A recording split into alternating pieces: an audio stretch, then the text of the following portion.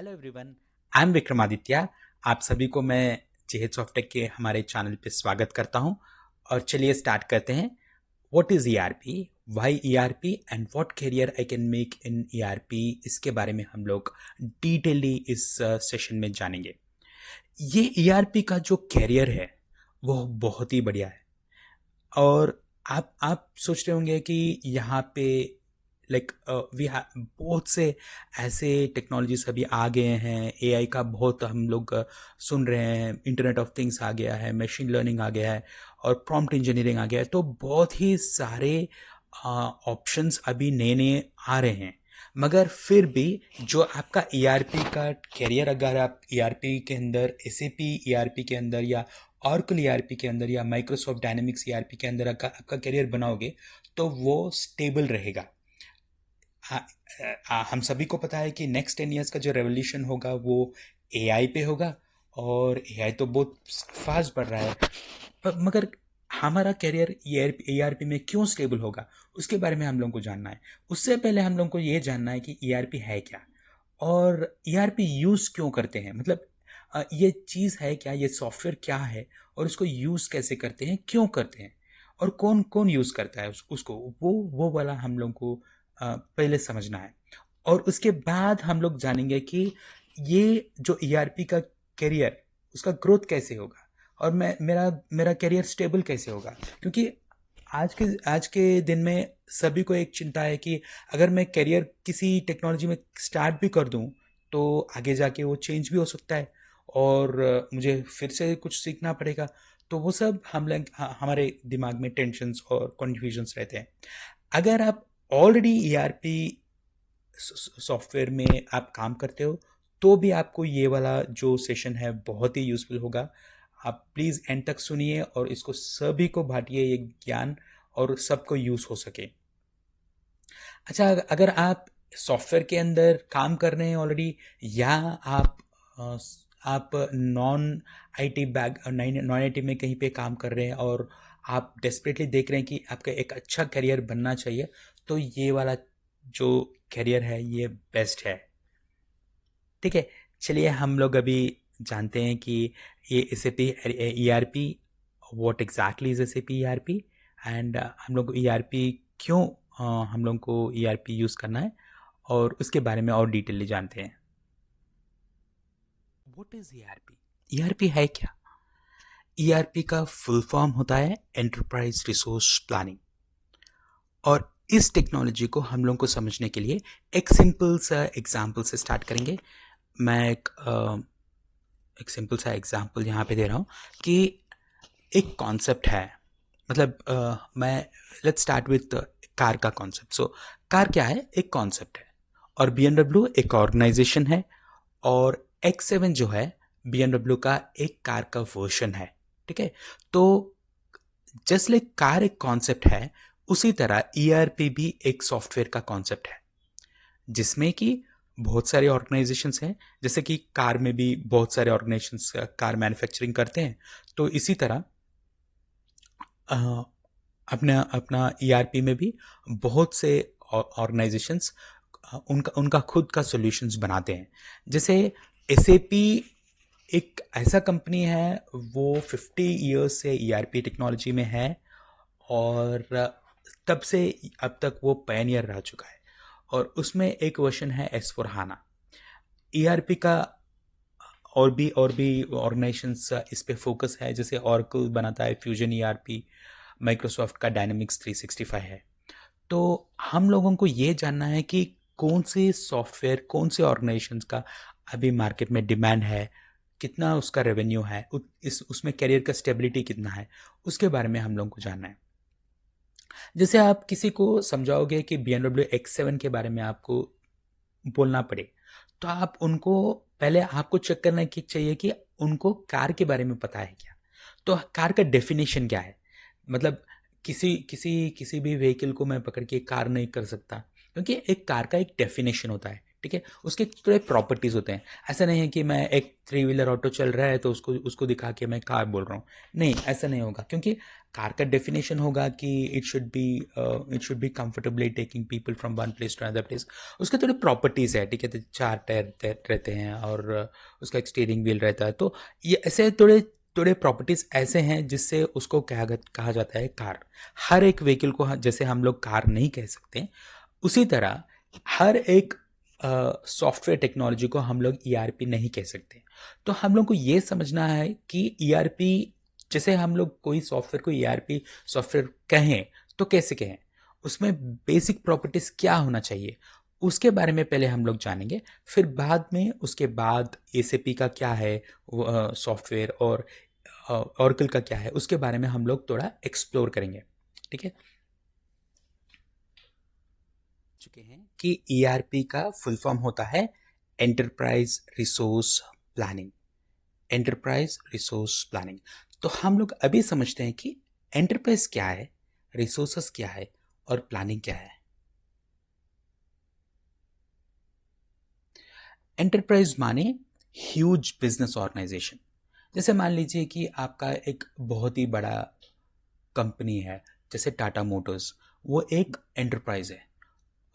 एक bank, SBI bank, और it's not just manufacturing और नॉट जस्ट सॉफ्टवेयर। कोई भी बड़ा ऑर्गेनाइजेशन, लाइक आईटीसी ले लीजिए, या Coca Cola, Daimler Chrysler, BMW, या या कोई HSBC bank, bank of America. So ऐसे बहुत सारे एंटरप्राइजेस होते हैं। ठीक है, तो ऐसे ह्यूज बिजनेस ऑर्गेनाइजेशन में बहुत सारे रिसोर्सेस होते हैं। जैसे कि मनी हो गया एक resource, man power, machinery, marketing, materials, methods, ये सब रिसोर्सेस है जो एक ऑर्गेनाइजेशन में होते हैं। उनको जो भी सॉफ्टवेयर इफेक्टिवली यूटिलाइज करने के लिए हम लोगों को हेल्प करता है और ऑप्टिमाइज करने के लिए भी हेल्प करता है, उस तरह का सॉफ्टवेयर को हम लोग ईआरपी सॉफ्टवेयर बोलते हैं। ठीक है, तो हम लोग क्या है कि मतलब इफेक्टिव यूटिलाइजेशन क्या है। इफेक्टिव यूटिलाइजेशन माने जैसे आपके ऑर्गेनाइजेशन में 1,000 एम्प्लॉयज है, 1,000 एम्प्लॉयज को ठीक तरह से काम देके उनको रिसोर्सफुल बनाना और उनसे ठीक तरह से काम लेना, वो इफेक्टिव यूटिलाइजेशन है। एंड ऑप्टिमाइजेशन क्या है? ऑप्टिमाइजेशन माने यही 1,000 एम्प्लॉयज से 5,000 एम्प्लॉयज का वर्क कैसे कराए बिना उनके ऊपर स्ट्रेस पड़े। ठीक है, तो उसको बोलते हैं ऑप्टिमाइजेशन। चलिए एक एक सिंपल सा डे टू डे एग्जांपल ले लेते हैं। जैसे समझ लीजिए कि आपका एक जॉब आ गया और फर्स्ट डे आपको जॉब को जाना है। तो अभी तो कोविड हो गया, तो you have to go to the office. तो आप जॉब को जा रहे हैं, तो फर्स्ट डे आप 500 लगा के जाते हैं, 500 रुपये खर्च करके जाते हैं। मगर डेली अगर आपको जाना पड़े तो आप क्या करते हैं, उस सेम प्रोसेस को ऑप्टिमाइज करते हैं। कैसे ऑप्टिमाइज करते हैं? शॉर्टेस्ट रूट क्या है, कौन फास्टेस्ट फास्टेस्ट वे क्या है, पॉसिबल क्या है, एक्सप्लोर करते हैं। और वही 500 का जो आपका एक्सपेंडिचर है उसको 100 कैसे बनाए, 100 रुपीज़ में कैसे गए। तो ये वाला एक एक जो कॉन्सेप्ट है उसको बोलते हैं ऑप्टिमाइजेशन। और हर एक ऑर्गेनाइजेशन में, ना कि ऑर्गेनाइजेशन में, इवन अगर अपने इंडिविजुअल लाइफ में भी अगर ऑप्टिमाइजेशन ना हो तो हम लोगों को बहुत ही बड़ा प्राइस उसका चुकाना पड़ता है। जैसे कि बहुत से ऑर्गेनाइजेशंस वर्ल्ड में ऐसे हैं जो ऑप्टिमाइज नहीं किया और वो पेरिश हो गए, मतलब they are no more in the business now. जैसे मेरे बचपन में एक बहुत ही बड़ा कंपनी था, कोडैक। कोडैक एक ऐसा कंपनी था जो जो कैमरा और रील्स वो बनाता था। हाँ, वो टाइम में एक रील आता था कैमरा में, उसमें हम लोग फोटो खींचते थे। तो वो वाला उसने ऑप्टिमाइज नहीं किया, उसका बिजनेस को एक्सप्लोर नहीं किया और उसको एवॉल्व नहीं हुआ, तो वो पेरिश हो गया। ठीक है, तो ऐसा हो सकता है। तो हम लोग को हर एक ऑर्गेनाइजेशन में हर एक प्रोसेस को ऑप्टिमाइज करना बहुत ही इम्पोर्टेंट है। तो वो एक कंटिन्यूअस प्रोसेस के जैसा चलना चाहिए हर एक एंटरप्राइज में।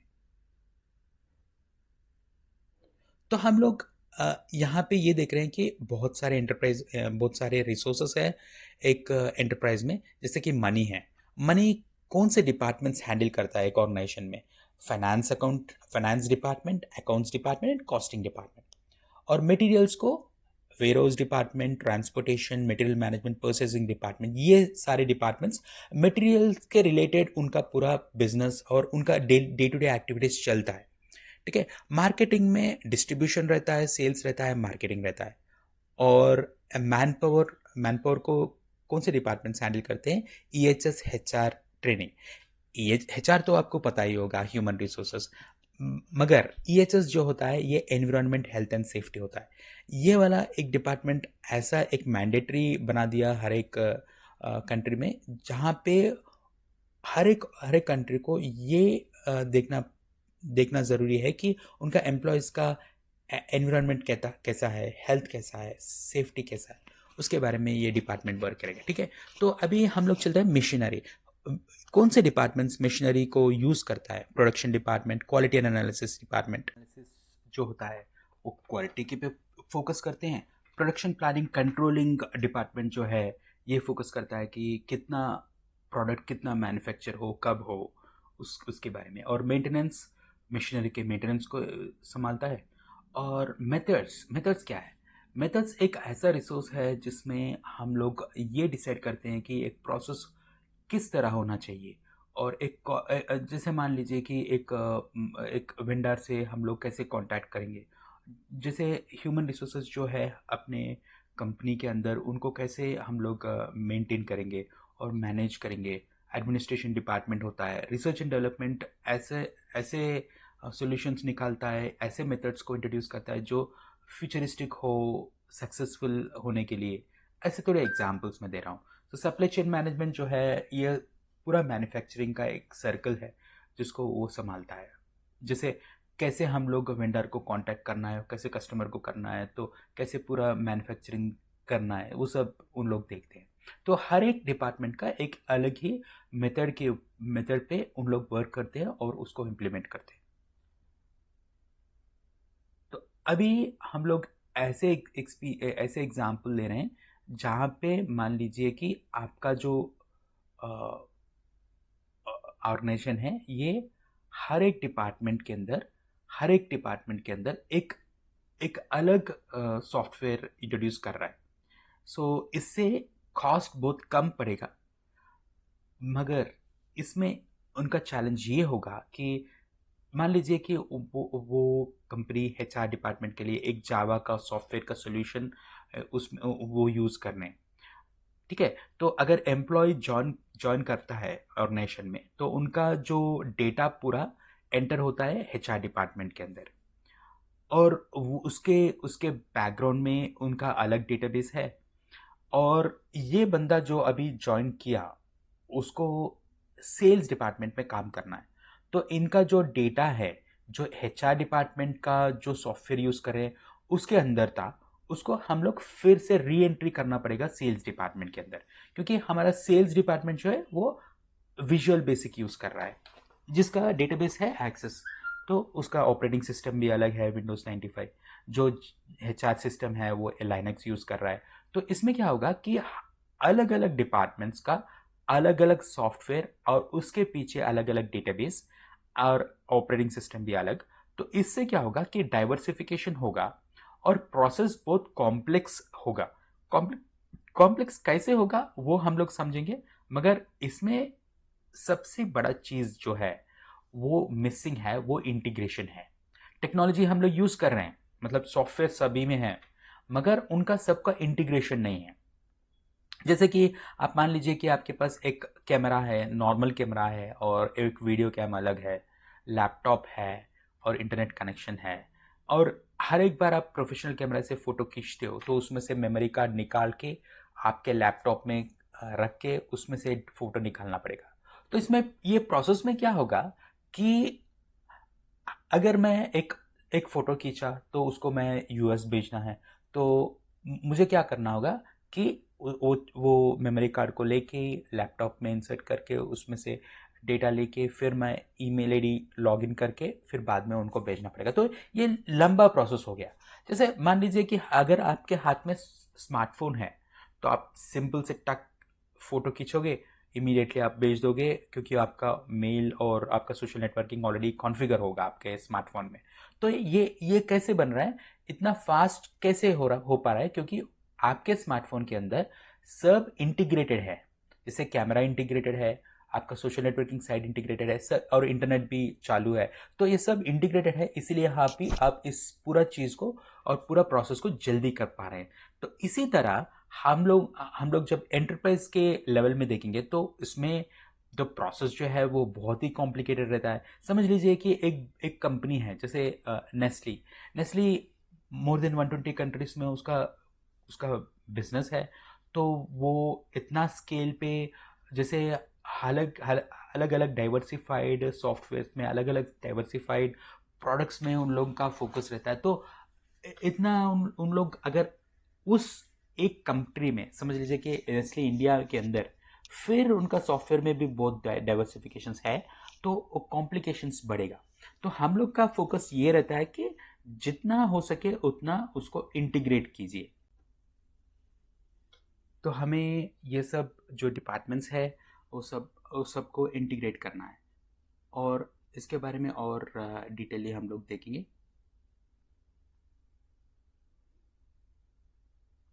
जैसे ये ऑब्जर्वेशन ये है कि हर एक एप्लीकेशन डेवलप किया गया है एक डिपार्टमेंट को फोकस करते हुए। तो इसमें क्या होगा कि सबसे बड़ा चैलेंज जो होगा इसमें, वो इंटीग्रेशन का होगा। मतलब ईच डिपार्टमेंट का एक अलग ही सॉफ्टवेयर है, तो इसमें इंटीग्रेशन का इश्यू आता है। तो कंक्लूजन क्या है कि पूरा कंप्यूटराइज किया गया है, फिर भी उसमें चैलेंजेस दिखेंगे। तो इंटीग्रेशन, असल में इंटीग्रेशन यूज क्या है, मतलब उसका पर्पस क्या है, अगर इंटीग्रेशन ना हो तो क्या होगा। एक सिनारियो से हम लोग इस बात को समझते हैं। जैसे एक कस्टमर है, बंदा है जो ऑर्डर किया कंपनी से कि यार मुझे एक कार चाहिए, कस्टमाइज्ड कार चाहिए। जैसे मान लीजिए कि एक रोल्स रॉयस उन्होंने ऑर्डर किया। तो अभी रोल्स रॉयस के अंदर जो है, ऑर्गेनाइजेशन के अंदर, अगर समझ लीजिए कि उन लोग अलग अलग डिपार्टमेंट का अलग अलग सॉफ्टवेयर पे चल रहा है, तो इसमें चैलेंज ये होगा कि अगर कस्टमर एक इंक्वायरी करता है, तो ये कस्टमर सर्विस डिपार्टमेंट जो है इन सभी एग्जिस्टिंग डिपार्टमेंट्स को कांटेक्ट करके फिर बाद में फाइनल जो उनका इंफॉर्मेशन है वो कस्टमर को देना होगा। मान लीजिए कि अगर ये अलग अलग डिपार्टमेंट्स अलग अलग सॉफ्टवेयर पे काम कर रहे हैं, तो ये सिंपल इंफॉर्मेशन देने के लिए कस्टमर सर्विस डिपार्टमेंट को घंटे या दिन लग जाएंगे, थोड़े दिन लग जाएंगे। अगर समझ लीजिए कि मान लीजिए कि ये सब एक ही सॉफ्टवेयर पे चल रहा है, जैसे आपका स्मार्टफोन एक ही पे सब 40 डिफरेंट डिवाइसेस को आप इंटीग्रेट करके आप स्मार्टफोन यूज कर रहे हो, तो उसी तरह अगर ये सब डिपार्टमेंट्स को एक ही सॉफ्टवेयर पे ला जा सके, तो इससे क्या होगा कि ये जो इंफॉर्मेशन है विद इन सेकेंड्स, उसी कॉल में, जब कस्टमर कॉल करता है उसी कॉल में उनका स्टेटस क्या है। जैसे कि मान लीजिए कि उसका उनका कार मैन्युफैक्चरिंग में है, या ऑलरेडी ट्रांसपोर्ट में है, या वेयरहाउस में है, उसका स्टेटस क्या है और कब डिलीवरी मिलेगा, इसके पूरा डिटेल्स उन लोग कुछ ही सेकेंड्स में उन लोग कस्टमर को बोल सकते हैं। कस्टमर सर्विस डिपार्टमेंट एग्जीक्यूटिव जो है वो कस्टमर को इन्फॉर्म कर सकता है। तो इतना सिंपल सा चीज़ के लिए अगर इंटीग्रेशन नहीं है तो इतना चैलेंजेस हम लोगों को झेलना पड़ रहा है। तो उसी तरह बहुत ही सारे कॉम्प्लेक्स सिनेरियोस होंगे जिसमें कि हम लोगों को सिंप्लीफाई करना होगा। तो इसीलिए इस कॉम्प्लिकेशन को दूर करने के लिए एक एक ऐसा कॉन्सेप्ट मार्केट में ला गया जिसको बोलते हैं ईआरपी, जैसे एंटरप्राइज रिसोर्स प्लानिंग। ये जो सॉफ्टवेयर है सभी डिपार्टमेंट्स को सब डिपार्टमेंट्स को एक ही डेटाबेस पे, एक ही ऑपरेटिंग सिस्टम पे लाता है। इससे क्या होगा कि इंटीग्रेशन पूरा हो गया सब डिपार्टमेंट्स का। फिर आगे जाके हम लोगों को कोई भी डिपार्टमेंट कोई भी डेटा चाहिए तो इंस्टेंटली ले सकता है। जैसे मान लीजिए कि हम लोग वही एग्जाम्पल को और डिटेली समझते हैं कि जैसे कि एक एम्प्लॉय, न्यू एम्प्लॉय ज्वाइन हुआ एक कंपनी के अंदर, और उसका जो डेटा है एचआर डिपार्टमेंट ने एंटर किया डेटाबेस में। तो सेल्स वाला जो डिपार्टमेंट है वो next within no time उसको क्या बोलते हैं, real time. So real time में सेल्स डिपार्टमेंट वो डेटा एक्सेस कर सकता है। तो इस तरह सिंप्लीफाई करने से हमारा बिजनेस का बहुत ही एडवांटेजेस है। इस ईआरपी जो कॉन्सेप्ट है इसको 50 इयर्स के पहले एसएपी कंपनी ने इंट्रोड्यूस किया था मार्केट में। सो वो बहुत ही सक्सेसफुल हुआ विद इन दैट कंट्री। तो एसएपी जो कंपनी है वो जर्मनी में स्टार्ट हुआ था। So it's an German company. तो उन्होंने जर्मनी के अंदर पहले इंट्रोड्यूस किया ईआरपी का कॉन्सेप्ट, वो बहुत ही बड़ा क्लिक हुआ। फिर बाद में उन लोग इंग्लिश में आए तो वर्ल्ड वाइड में आए और उन्होंने सॉफ्टवेयर्स इस पे इंट्रोड्यूस करना और सॉल्यूशंस प्रोवाइड करना चालू किया, तो वो बहुत ही सक्सेसफुल था। तो हम लोग ये कंक्लूड करना है अभी तक का जो हम लोग डिस्कस किए कि ईआरपी का जो कॉन्सेप्ट है, जो कोई भी कंपनी कोई भी ऑर्गेनाइजेशन ये ईआरपी सॉफ्टवेयर बना सकता है, मगर उसका एक कंडीशन है कि वो सब डिपार्टमेंट्स को और सब रिसोर्सेस को एक ही डेटाबेस में, एक ही ऑपरेटिंग सिस्टम में इंटीग्रेट करे। तो मैं कह रहा था कि अगर एक ऐसा सॉफ्टवेयर मार्केट के अंदर है जो सेल्स पे ही फोकस कर रहा है, तो उसको ट्रू ईआरपी, मतलब ईआरपी उसका नाम नहीं दे सकते हैं। जैसे टैली है, टैली एक सॉफ्टवेयर है जो फाइनेंसेस को अच्छी तरह हैंडल करता है, मगर वो उतने ही इक्वल इम्पोर्टेंस से, उतने ही एफिशिएंसी से अगर दूसरे डिपार्टमेंट्स को भी वो हैंडल कर पाए तो उसको ट्रू ईआरपी बोलते हैं। ठीक है, तो जैसे क्रिकेट में ऑलराउंडर हो गया, मैंने बोला कि आप एक ऑलराउंडर हो, सबको इंट्रोड्यूस किया, सब लोग मानेंगे। फिर बाद में मैं दूसरा स्टेटमेंट मेरा ये रहेगा कि इसको बॉलिंग नहीं आता है, तो एवरीवन स्टार्ट्स क्वेश्चनिंग कि अगर बॉलिंग नहीं आता तो उसको उसको ऑलराउंडर कैसे बोलते हैं।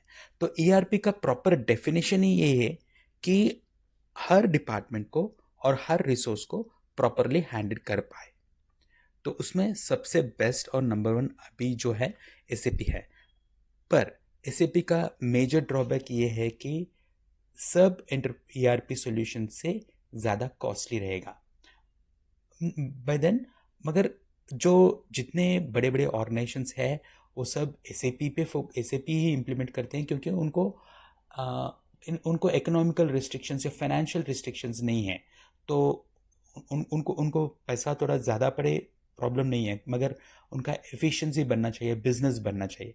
ऐसे लोग फर्स्ट प्रेफरेंस जो रहेगा एसएपी ईआरपी रहेगा। और एसएपी का 4 लाख प्लस कस्टमर्स अभी है थ्रू आउट इन 180 कंट्रीज में, तो बहुत ही अच्छा रहेगा। हम लोग ये करेंगे कि इसका और एक सेशन भी मैं बनाऊंगा, तो हम लोग जुड़े रहेंगे। आप हमको सब्सक्राइब कीजिएगा ज़रूर और सब फ्रेंड्स को शेयर कीजिएगा। और आपका कुछ क्वेश्चन है तो कमेंट में आप पूछ सकते हैं। अच्छा लगे तो आप लाइक बटन भी क्लिक कर सकते हैं। एंड भगवान से प्रार्थना है कि आपका दिन अच्छा जाए। Have a great day ahead. Thank you. Bye for now, and I'll catch you up in the next session. Have a great day.